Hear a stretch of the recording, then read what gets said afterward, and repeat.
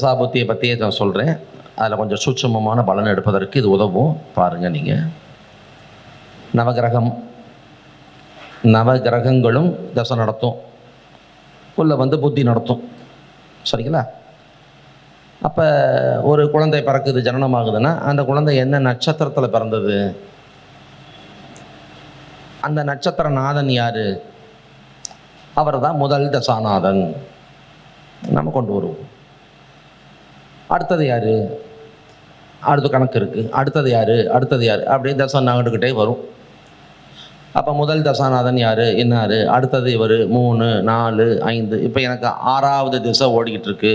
ஓ அப்படியா, சந்தோஷம். அப்போ 6ஆம் தசாநாதன் யார், 7 அந்த மாதிரி வரும். 8ஆம் திசை வரலாம். 9ஆம் திசை வருவது கொஞ்சம் கஷ்டம். சரிங்களா? 120 வருஷம் ஆகும். நீண்ட ஆயுள், நல்ல 105, 108 வயது வாழ்பவர்களுக்கு கிட்டத்தட்ட 9வது திசையும் நடைமுறைக்கு வரும். இல்லைன்னா மற்றதெல்லாம் சாத்தியமில்லை. இங்கே நான் சொல்ல வர பாயிண்ட் என்னென்னு எடுத்துக்கணும். ஒரு குழந்தைங்கிறத வேண்டாம், நம்மளே எடுத்துக்கலாம். நம்ம எந்த நட்சத்திரத்தில் பிறந்தோம், அந்த நட்சத்திர நாதன் முதல் தசாநாதன். அதுக்கப்புறம் ஒருத்தர் 2, 3, 4, 5, 6, 7, 8, 9ன்னு சொல்லி வருவாங்க. அது ஒரு சீக்வன்ஸில் வருவாங்க, ஒரு வரிசைப்படி வருவாங்க.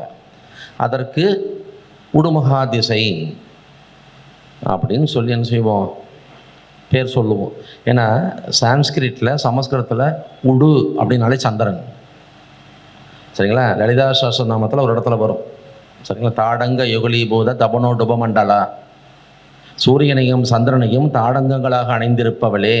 அந்த இடத்துல உடுங்கிற வார்த்தை சந்திரன், அது வடமொழி வார்த்தை. அப்போ உடுமகா திசை.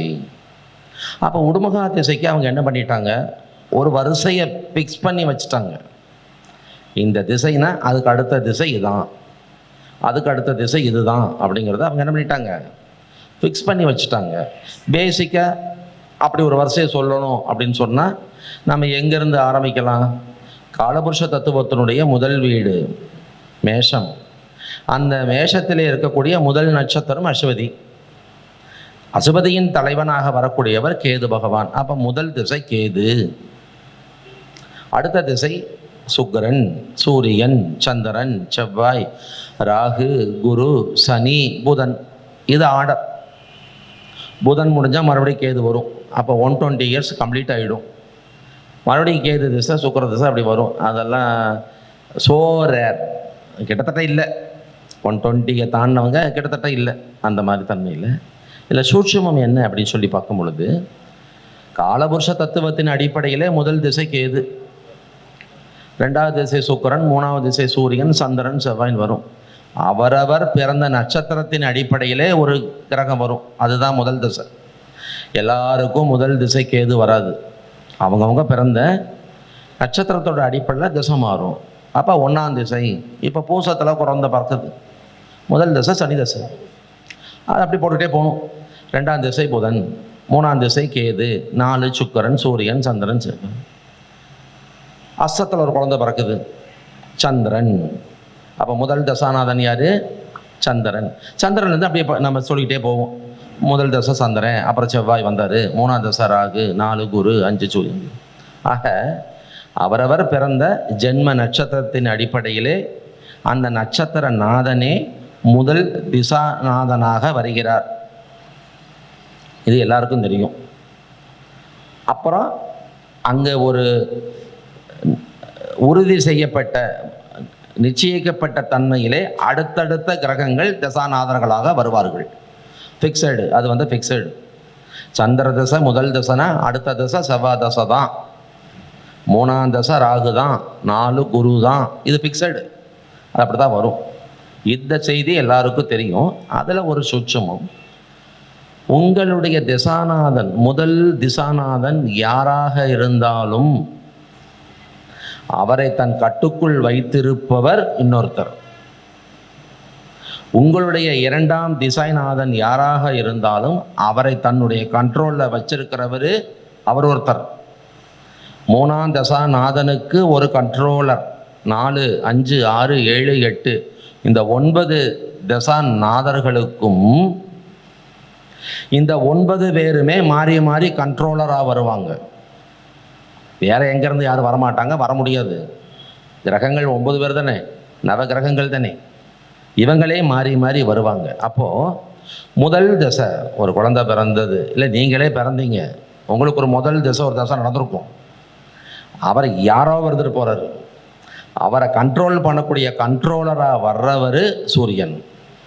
சரிங்களா? 1ஆம் திசைநாதனுடைய கட்டுப்பாட்டு செய்யக்கூடிய கண்ட்ரோலர் யார்? கவர்னர், கண்ட்ரோலர், கட்டுப்படுத்துபவர் அப்படின்னாலும் சொல்லலாம். அவர் யாருன்னா சூரியன்.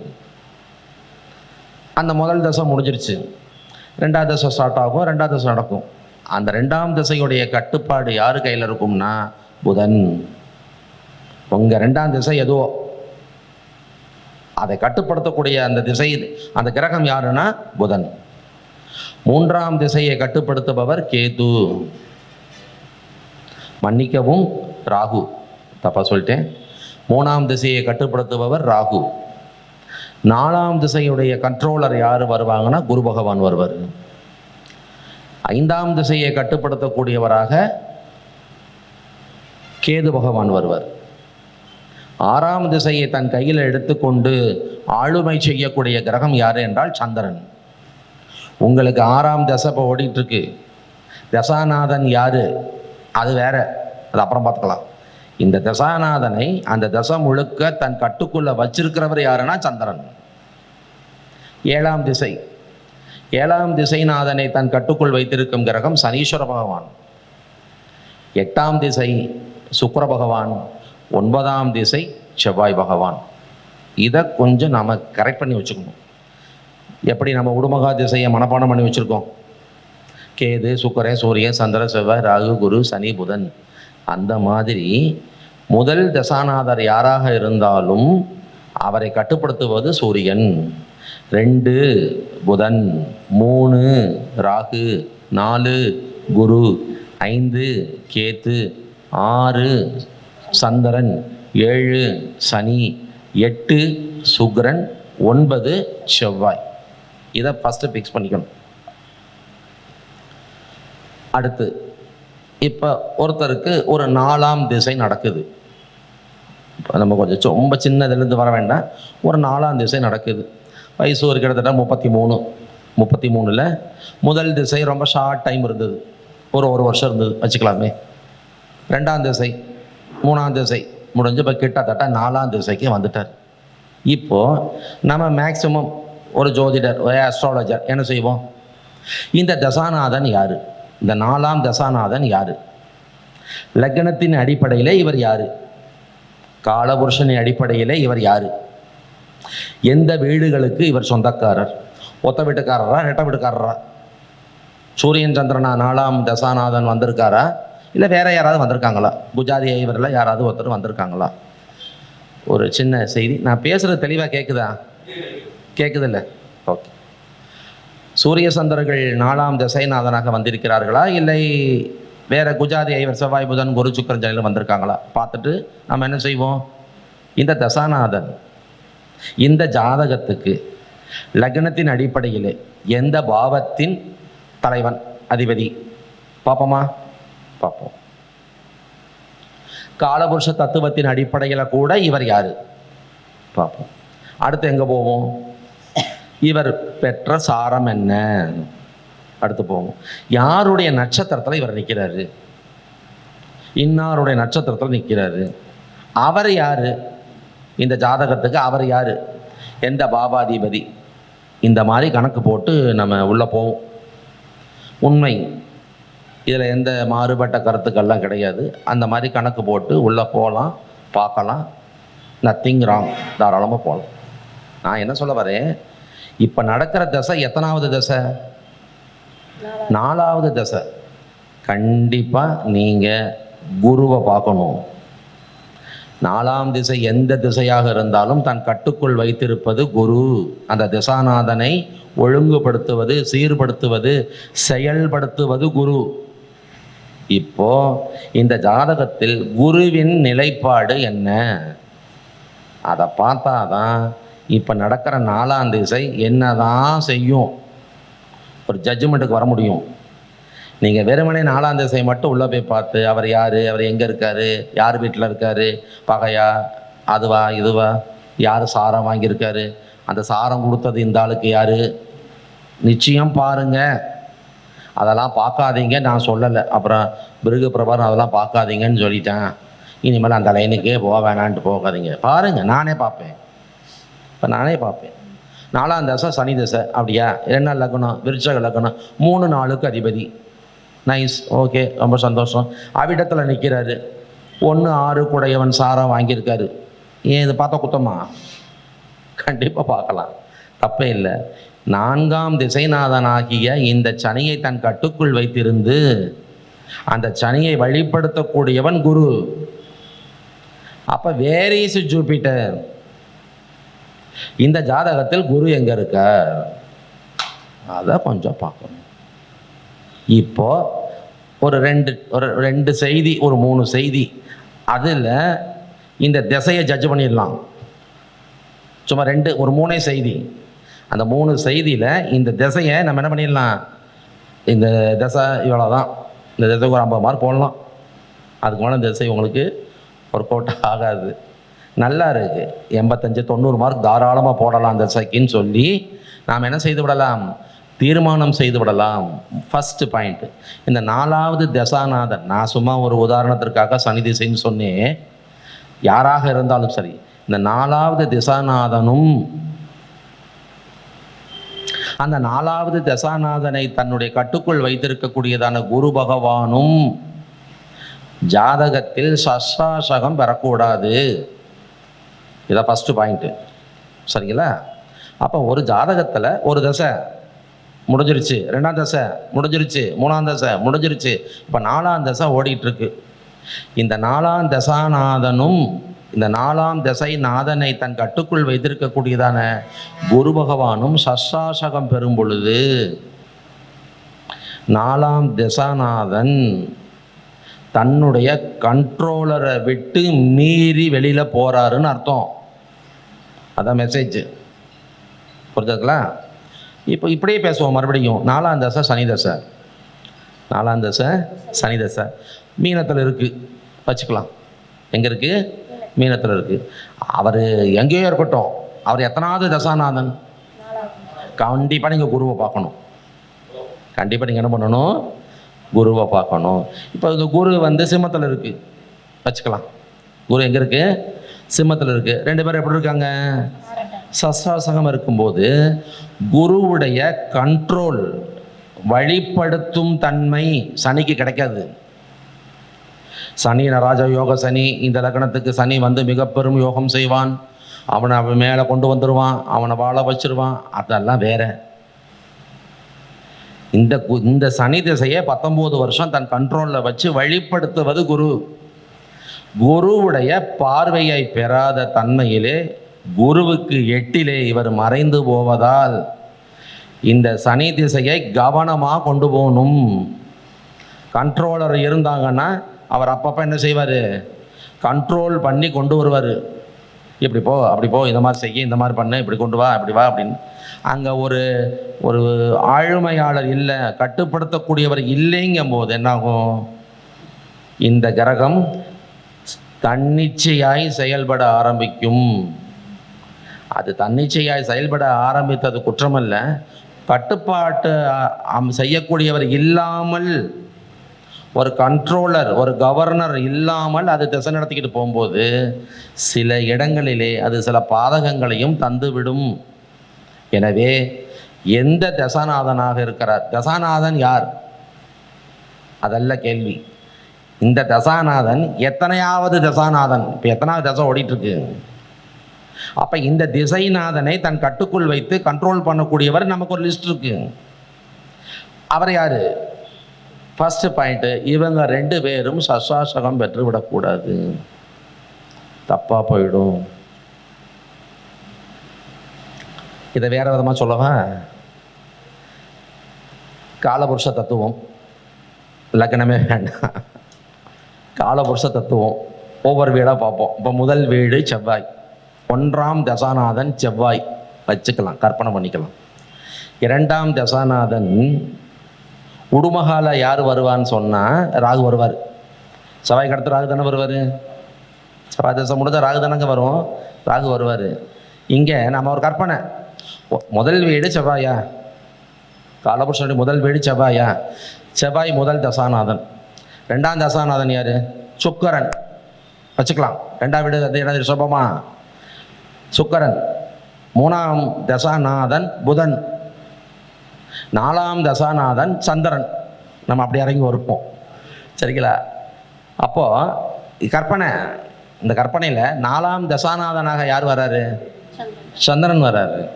சரி, நாலாம் தசாநாதனாக யார் வந்தாலும் கண்ட்ரோலர் யார் வருவார்? குரு வருவார். இந்த சந்திரனுக்கு பிறப்பில் இந்த சந்திரனுக்கு குரு 6-8 மறைஞ்சிடக்கூடாது. இதைத்தான் நாம் அதுக்கு ஒன்று சொல்லுவோமே, சந்திரனு குருவும் 6-8 மறைஞ்சிட்டாங்க. சகடை, இது என்ன சொல்லுவோம்? சகடை. என்னப்பா உன் ஜாதகத்தில் சகடை இருக்குது, இது பெரிய அக்கப்போர் பண்ணுமே. அப்ஸ் அண்ட் டவுன்ஸ் கொடுக்கறது சகடை. ஒரு லைஃப்பில் அப்படி போயிட்டே இருப்பாங்க, டக்குன்னு கீழே இறங்கிடுவாங்க. 4 ஸ்டெப்பு மேலே ஏறுவாங்க, 2 ஸ்டெப்பு கீழே இறங்கிடுவாங்க. ஒரு பிரச்சனை, ஒரு வீழ்ச்சி, ஒரு இழப்பு, ஒரு ஏமாற்றம், இதுக்கு பேர் சகடை. அப்போ நிச்சயமாக செவ்வாய் தசைக்கு அடுத்து சுக்கிர தசை, சுக்கிர தசைக்கு அடுத்து புதன் தசை, புதன் தசைக்கு அடுத்து சந்திர தசை இல்லை, கற்பனை. ஒரு கற்பனையில் போகும்போது கூட 1ஆம் வீட்டு அதிபதி, காலபுருஷனுடைய 1ஆம் வீட்டு அதிபதி முதல் தசாநாதன், 2ஆம் வீட்டு அதிபதி 2ஆம் தசாநாதன். அப்படி வச்சுக்கிட்டா கூட 4ஆம் வீடு கடகம், கடகத்தின் அதிபதி சந்திரன், கடகத்தில் உச்சம் பெறுபவன் குரு. அந்த சந்திரனும் அந்த குருவும் என்ன செஞ்சிடக்கூடாது? ஒரு ஜாதகத்தில் ஒருவருக்கு ஒருவர் 6-8 மறையும் பொழுது நிச்சயமாக அது சகடை என்ற ஒரு தோஷத்தை தருகிறது. அரசனுக்கு அம்புலி 6-8-12 ஆகாது. பராசரர், அரசனுக்கு அம்புலி 6-8-12 ஆகாது. அரசன் குரு, அம்புலி சந்திரன். அப்போ அவர் என்ன சொல்றாரு? சந்திரனுக்கு குரு 6-8 மறையக்கூடாதப்பா, தப்புப்பா. இது அவர்கள் சொன்ன ரகசிய சுச்சுமோ. அப்போ நான் இந்த இடத்துல என்ன சொல்கிறேன்? சந்திரன் 4ஆம் தசைநாதனாக வர்றதுனால குருவை எடுத்திருக்காங்க. அப்போ 1ஆம் தசாநாதனுக்கு யார் கண்ட்ரோலர்? 2ஆம் தசைநாதனுக்கு யார் கண்ட்ரோலர்? 6ஆம் தசைநாதன். 7, 8, 9, 5, 3, 9 திசைக்கும் கண்ட்ரோலர் இருக்கிறாங்க. மூல நூலில் இருக்கு. இது நான் சொல்லலை, என் குருநாதர் மூல நூல்லேருந்து எடுத்து எனக்கு கொடுத்தது. 1ஆம் தசை, ஒரு குழந்தை பிறக்குது, 1ஆம் தசை யாரோ கண்ட்ரோலர் சூரியன்.